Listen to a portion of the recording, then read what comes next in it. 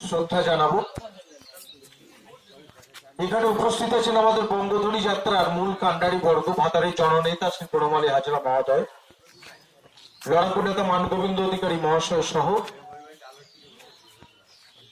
বিশিষ্ট নাগরিক এবং তৃণমূল কংগ্রেস নেতা, পঞ্চায়েত সমিতির কর্মাধ্যক্ষ প্রদ্যুৎ পাল, যুব সভাপতি অমিত হুই, পঞ্চায়েত সমিতির কর্মাধ্যক্ষ বন্ধুবর মহেন্দ্র হাজরা, রমন মন্ডল, নূর আলম শেখ মিলন সহ আমাদের প্রধান আমজাদ শেখ, উপপ্রধান ঝুমা পাকড়ি, জেলা পরিষদ সদস্য রূপালী সাহা এবং অন্যান্য গ্রাম পঞ্চায়েত সদস্য, বরিষ্ঠ নেতৃত্ববর্গ। মাইকের আওয়াজ যতদূর যায়, বিশেষ বক্তব্য রাখার অবকাশ নেই, কারণ ইতিমধ্যেই সিনিয়র নেতৃত্ববর্গ তারা বলেছেন আপনাদের কাছে। আমি চাইব যে প্রদ্যুৎ বাবু নিজে দু চার কথা আপনাদের সামনে বলবেন। আমার এই গ্রামে এসে বিশেষ বলার কিছু নেই, কারণ প্রায় প্রত্যেকটা জনপদ, প্রায় প্রত্যেকটা মানুষের সঙ্গে ব্যক্তিগত স্নেহ শ্রদ্ধার সম্পর্ক। এই গ্রামে আমি ছোটবেলা থেকে বড় হয়েছি, কারণ এই গ্রামে ক্লাস 5 থেকে আমি এখানকার স্কুলে পড়তাম। অসংখ্য বন্ধু বান্ধব, দাদা ভাই যারা আছেন ব্যক্তিগতভাবে রাজনীতির থেকে, যাদের সঙ্গে আমার পরিচয়। কিন্তু এই বিশেষ মুহূর্তে যখন এসেছি, দু চারটে কথা আমি বলতে চাই আপনাদেরকে। এই বঙ্গধ্বনি যাত্রা, যেটা আমাদের গত 11 তারিখে বিভিন্ন ব্লকে সারা রাজ্য জুড়ে মহামিছিল করে শুরু হয়েছে। আপনাদের মনে প্রশ্ন জাগবে, এই বঙ্গধ্বনি যাত্রা কি?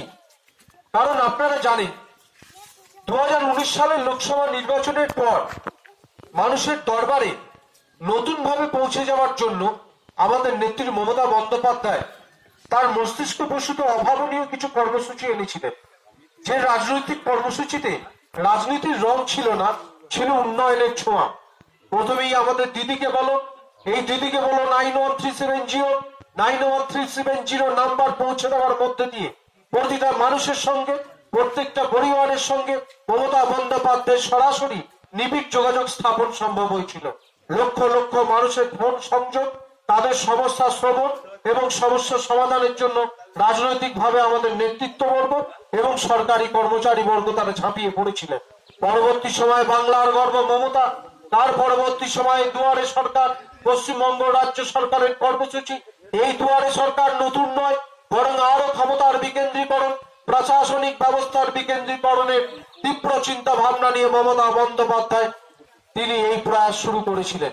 কিভাবে হয়েছিল না, বাম আমলে যখন আমরা দেখেছিলাম মানুষকে কোন উন্নয়নের কথায়, উন্নয়নের কাছে পৌঁছাতে গেলে, উন্নয়নের কাছে পৌঁছাতে গেলে, উন্নয়নের জন্য পৌঁছাতে গেলে লোকাল অফিস বলতে ডিএম অফিস এবং কলকাতার রাজ্য অফিস বলতে রাইটার্স বিল্ডিং এ পৌঁছাতে হলো। মমতা বন্দ্যোপাধ্যায় 2011 সালে পশ্চিমবাংলার প্রশ্নতে আসার পর মামাটি মানুষের সমর্থন নিয়ে তিনি বললেন, আমি এই ক্ষমতা বিকেন্দ্রীকরণ করতে চাই, আমি উন্নয়ন ব্যবস্থার বিকেন্দ্রীকরণ করতে চাই। কিভাবে হয় না, বাংলার মানুষকে আর কলকাতা আসার, তাদের সদর দপ্তরে যাওয়ার প্রয়োজন নেই, সরকার পৌঁছে দেবে দরজায় দরজায়।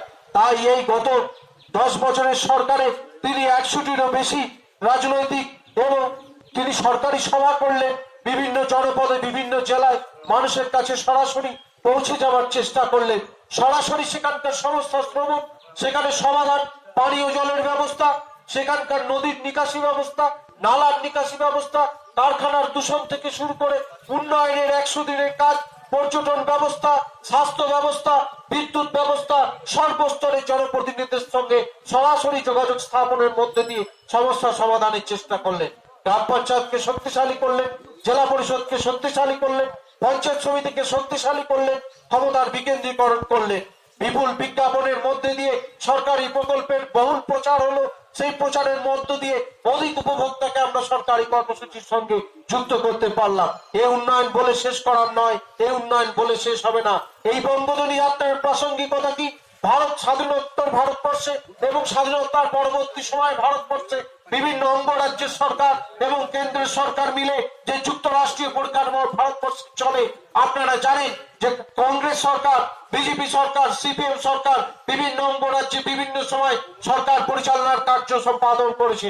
কিন্তু তারা কখনো নির্বাচনে ভোট নেওয়ার পর এই সৎ সাহস কেউ দেখাতে পারেনি মমতা বন্দ্যোপাধ্যায় ছাড়া, যে উন্নয়নের রিপোর্ট কার্ড, একটা সারাংশ, একটা মর্মার্থ সেটা লিপিবদ্ধ করার একটা পুস্তিকার মাধ্যমে মানুষের দরজায় দরজায় পৌঁছে দেওয়ার যে প্রয়াস, সেটাই বঙ্গধ্বনি যাত্রা নামে পরিচিত।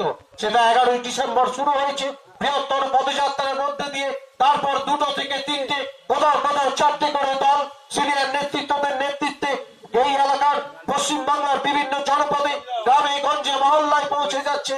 তারা যে এই পুস্তিকা পৌঁছে দিয়ে উন্নয়নের যে 10 বছরের জোয়ার, সেই জোয়ার তারা দেখতে পাচ্ছেন, চাক্ষুষ করতে পারছেন, লিপিবদ্ধ আছে যেটা, সেটা পাঠ করতে পারছেন এবং সত্যের সঙ্গে যেটা তারা হচ্ছে যে এখানে তুলনা করতে পারছেন। আমরা বলেছি যাহাই সত্য তাহাই মমতা, যাহাই মমতা তাহাই সত্য। রাজনীতির ঘনঘটা ভারতবর্ষের মাটিতে কিন্তু মমতাই একমাত্র বিদ্যমান, বাকি সব মিথ্যা, বাকি সব মিথ্যা, বাকি সব মিথ্যা। যারা মমতা বন্দ্যোপাধ্যায়কে আক্রমণ করার জন্য দিল্লি থেকে হেলিকপ্টারে টেলিভিশন জারি করছেন, বাংলার মাটিতে সেই নরেন্দ্র মোদী, অমিত শাহ 7 বছরে কেন্দ্রীয় সরকারের রিপোর্ট কার্ড প্রকাশ করে বলতে পারেনি ভারতবর্ষের মানুষের উন্নয়নের জন্য কি কাজ করেছে। কিন্তু একটা সামান্য অঙ্গরাজ্যের সরকার পরিচালনা করার পর, এত প্রতিবন্ধকতা থাকার পরও মমতা বন্দ্যোপাধ্যায় সব সাহস দেখিয়েছেন, রিপোর্ট কার্ড পৌঁছে দেওয়ার চেষ্টা করেছেন। তাই আপনাদের কাছে বলবো যে আপনারা নির্বাচনে রাজনৈতিক ভাবে ভোট প্রদান করবেন। ভোট আপনার গণতান্ত্রিক অধিকার, তাকে ভোট দেবেন, কিভাবে দেবেন, কখন দেবেন, কিসের ভিত্তিতে দেবেন, সেটা আপনারা ঠিক করবেন। কারা জিতবে, কারা হারবে, বাংলার মানুষ ঠিক করবে। আমরা বলি আমরা হারলেও আছি, জিতলেও আছি। সরকার কি বললো না, আমাদের পশ্চিমবঙ্গ সরকারের স্বাস্থ্য ব্যবস্থার অভূতপূর্ব তারা প্রশংসা করলো, যেটা ও ভারতবর্ষের কোন অঙ্গরাজ্যে কোন সরকার করতে পারেনি। তাই উন্নয়নের প্রতিবাদ করেছে সবাই, উন্নয়নের প্রতিবাদ তুলে ধরেছে সবাই। আর আমরা উন্নয়ন সর্বত্র পৌঁছে দিতে পেরেছি, 100% উন্নয়নে বিশ্বাসী। তারপর কিছু মানুষ অভিযোগ করেন উন্নয়ন পৌঁছে যায়নি, 100% তথ্য তাহলে কি ভুল? আমরা তো ভুল না। মুহূর্তে মানুষের জনসংখ্যা বৃদ্ধি পাচ্ছে, জনপদের আকার আয়তন বৃদ্ধি পাচ্ছে, তাই 100% পৌঁছে যাওয়ার পরও লক্ষ টাকা পুলিশ হয়ে যাচ্ছে। আমরা আগামী দিনে আরো বৃহত্তর সংগ্রাম করে তুলতে চাই। এই তৃণমূল দল আপনাদেরকে জানতে হবে, যে সমস্ত গরিব মানুষ খেতে খাওয়া শ্রমজীবী মাথার ঘাম পায়ে ফেলে তারা রোজগার করেন, দিনবিপদ পরিশ্রম করেন এবং মাথা উঁচু করে বাঁচতে চান সমাজের বুকে, তাদের গলার আওয়াজ হচ্ছে এই তৃণমূল কংগ্রেস। আর তারা মানুষের উপর খবরদারি করতে চায়, মানুষের মধ্যে হিন্দু ধর্মের মুসলিম ধর্মে ভেদাভেদ করতে চায়, তাদেরকে বলি তারা ওই হিন্দুদের মধ্যে ব্রাহ্মণ ক্ষত্রিয় পয়সা শুনতে বর্ণ বৈষম্য আবার নতুন করে জাগিয়ে তুলছে, আবার পশ্চিমবঙ্গকে মধ্যযুগীয় ব্যবস্থা ফিরিয়ে নিয়ে যেতে চাইছে। তাদের বিরুদ্ধে আমরা সোচ্চার হব, আমরা পদক্ষেপে একত্রিত সারা বাংলা ঘুরে বেড়াবো। আমরা মানুষের কাছে এই বার্তা পৌঁছে দিতে চাই যে আমরা একত্রিত ভাবে এই বাংলাকে সামাল দেবো, বাংলাকে রক্ষা করবো। ওদের অস্ত্র কি তরবারি, ওদের অস্ত্র কি বোম, ওদের অস্ত্র পুস্তক, ওদের অস্ত্র কামান, ওদের অস্ত্র ত্রিশূল, আর আমাদের অস্ত্র উন্নয়ন। উন্নয়নের অস্ত্র দিয়ে ওদের বিরুদ্ধে মোকাবেলা করো। দ্বিতীয়বারের জন্য পশ্চিম বাংলার বুকে মাটি মানুষের সরকারকে প্রতিষ্ঠিত করবো, এই মহাসম্পন্নীর কাছে অঙ্গীকারবদ্ধ হলাম। জয় হিন্দ, বন্দে মাতরম। তৃণমূল কংগ্রেস জিন্দাবাদ, মমতা ব্যানার্জি জিন্দাবাদ, অভিষেক ব্যানার্জি জিন্দাবাদ।